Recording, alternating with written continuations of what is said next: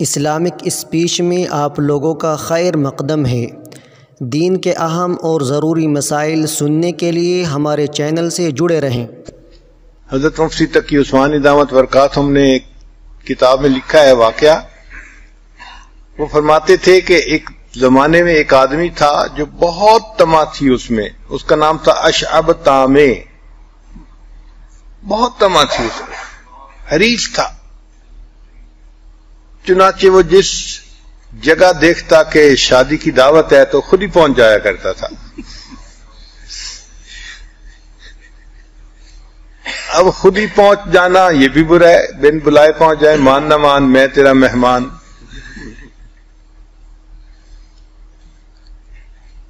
مگر یہ وہاں جا کے تو پھر جب بیٹھتا تو پھر کھاتا بھی خوب تھا، اور اس کی کھانے کو دیکھ کے پھر لوگ جو ہیں وہ بدظن ہو جاتے تھے اس سے کہ چلو بھئی آ ہی گیا ہے کہیں تو جیسے ایک عام آدمی کھاتا ہے اتنا ہی کھائے، لیکن اتنا زیادہ کھانا، خوب کھاتا تھا۔ حتیٰ کہ لوگوں نے اس کو اپنی شادیوں کے بارے میں بتانا ہی چھوڑ دیا، لیکن پھر بھی یہ خبر رکھتا تھا اور کسی نہ کسی طرح شادی کی دعوت میں پہنچ جاتا تھا۔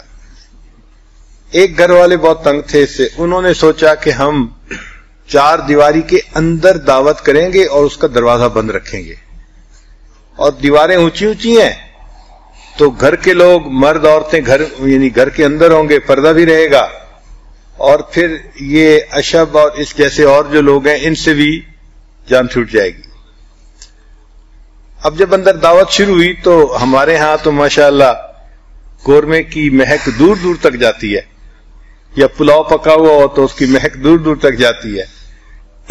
تو یہ گلی سے گزرا، پتہ چل گیا اس کو کہ اس گھر میں کھانا پینا چل رہا ہے۔ اب بہت اس نے کوشش کی کہ کہیں سے دیکھے کہ اندر کیا ہو رہا ہے، نظر نہیں آتا تھا، دروازہ بند تھا، کھٹکھٹایا دروازہ کھولتا کوئی نہیں تھا۔ سوچتا رہا کیا کروں، پھر اس کو خیال آیا تو یہ ایک سیڑھی اٹھا کے لے آیا، اور سیڑھی اس نے گھر کی دیوار کے ساتھ لگا دی اور سیڑھی کے اوپر چڑھ کے اوپر بیٹھ کے دیکھنے لگ گیا۔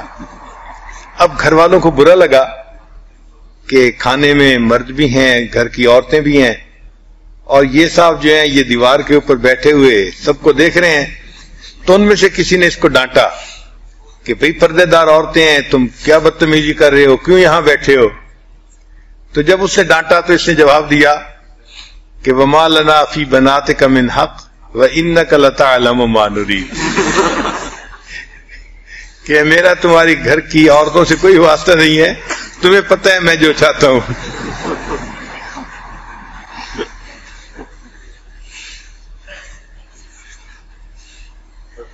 چنانچہ جب کبھی یہ بازار سے گزرا کرتا تھا تو مٹھائی کی دکان کے قریب سے گزرتے ہوئے ان کو دیکھتا اور کہتا لڈو بڑے بڑے بناؤ، لڈو بڑے بڑے بناؤ۔ تو وہ اس سے کہتے کہ بھئی تمہارا کیا واسطہ، چھوٹے بنائیے بڑے بنائیں؟ کہنے لگا نہیں بڑے بڑے بناؤ۔ وہ کہتے کیوں؟ کہتے ہو سکتا ہے کوئی لے کے مجھے ہدیہ ہی کر دے۔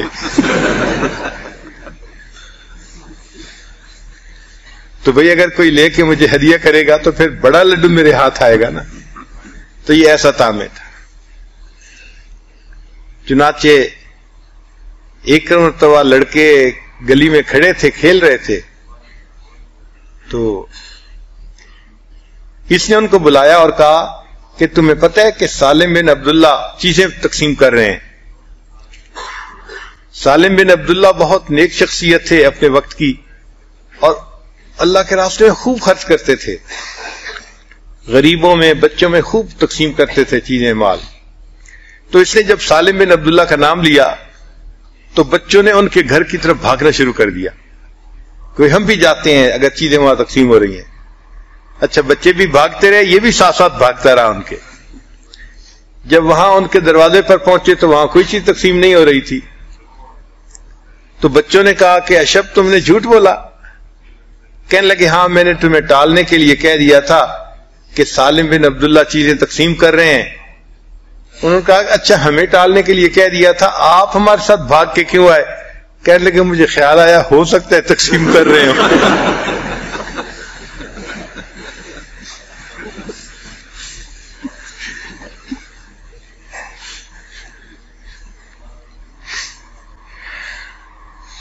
تو ایسی طمع جو انسان کو ذلیل کرے یہ انتہائی بری چیز ہوتی. دنیا کی طمع تو بالکل دل میں نہیں ہونی چاہیے. یہ یقین دل میں رکھیں کہ جو ہمارا مقدر ہے وہ ہمیں پہنچ کے رہنا ہے. ہم نانا بھی کریں گے نا تو اللہ تعالیٰ اس رزق کو پھر بھی پہنچائیں گے. اس لیے دل میں طمع نہ ہو. انسان دین کا کام خاص طور پر جب کرے تو بے طمع ہو کر کرے، اللہ کی رضا کے لیے کرے.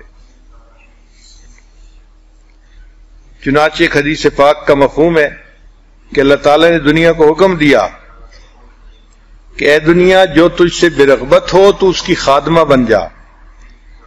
جو تجھ سے بے رغبت ہو تو اس کی خادمہ بن جا، اور جو تیری طرف رغبت کرے تو اسے اپنا غلام بنا لے.